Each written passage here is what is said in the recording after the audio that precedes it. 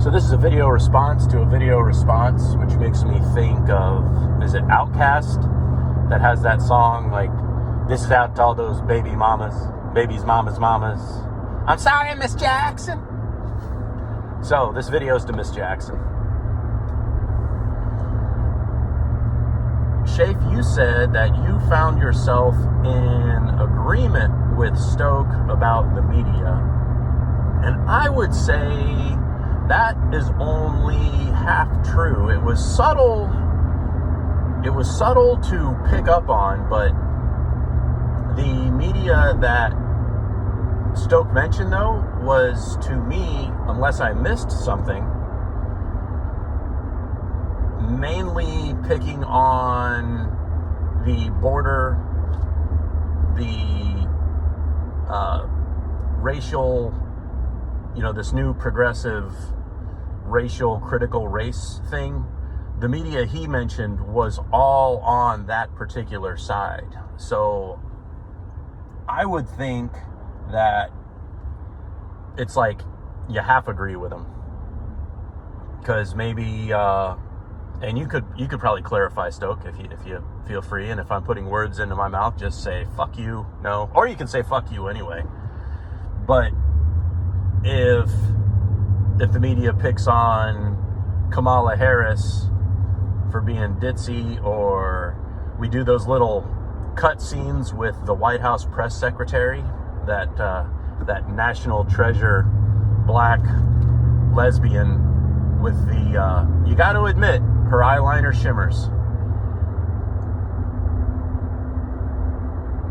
who throws me for an absolute loop because I find black women beautiful. But like in my news feed, somebody will ask a question about Hunter Biden and she'll be like, this press meeting is over. And who knows if those clips even go together and that sort of shit. Because Stoke didn't mention those.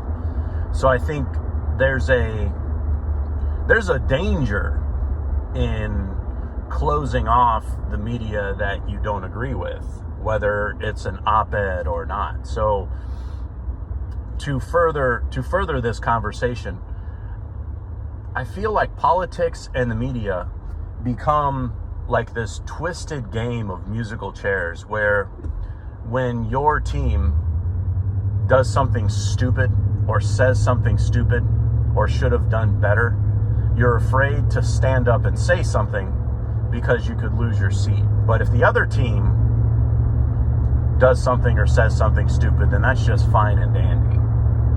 So do we then believe that so long as it's about how shitty the current administration as Democrats is doing, that's fine.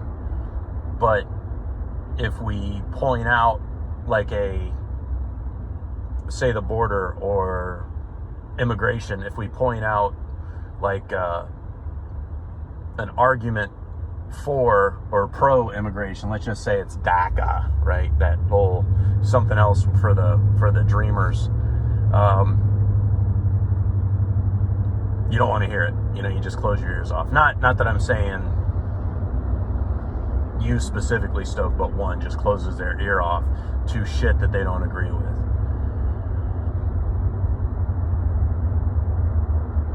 Biggest issue is, how can you ever be certain that you're right?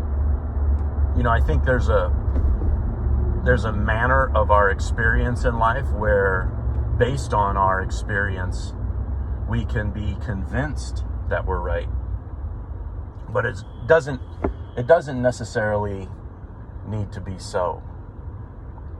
Now, at the risk of sounding bad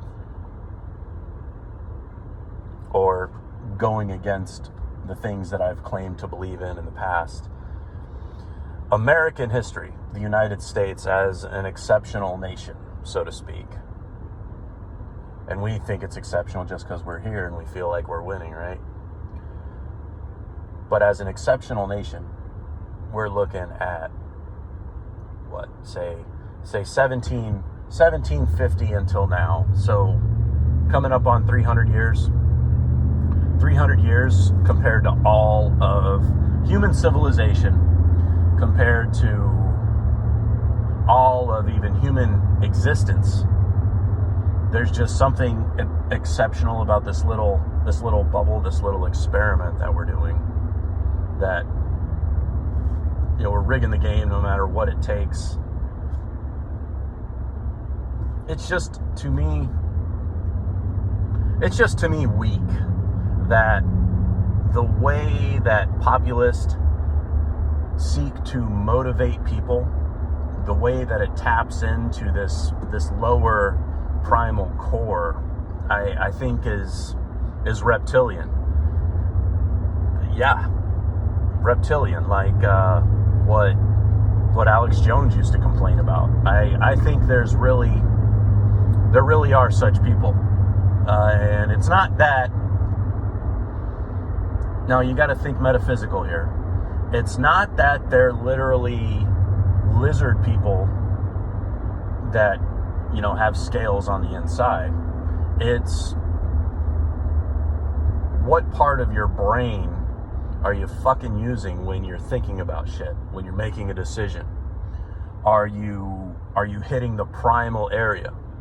Do you find yourself using the back of your brain more? You know, that area that runs on instinct and reflex and muscle memory? Or are you using that frontal lobe, that prefrontal cortex that allows you to analyze and see things? The problem with populists, whether it's the media or politicians, and guys like Trump and some others really come to mind because they've found a way to perfect tapping that back brain. It's dangerous to operate on instinct and to operate solely based on your own experience and your own feelings. Because, you know, where were you personally during the Renaissance? You know, we're a blink of an eye in the human existence scale. The country, let alone our own individual existence. So I mentioned Shafe, you mentioned the Jews and the Holocaust and everything else. You know, as surely as a country stood the chance, unless history recorded it all wrong, the world did its absolute best to resolve a Jewish problem, if there ever is one, you know? So it's really that lost cause mentality. And I think when we engage in something like that, I think it just encourages us to spin our wheels. You're really not going to get anywhere other than isolating yourself and putting yourself into the position where potentially you can't enjoy life, and you could potentially make yourself miserable, and you could potentially make everyone around you miserable. And that's a waste of this blink of an eye. That's my opinion this morning. All right. Catch you scumbags later.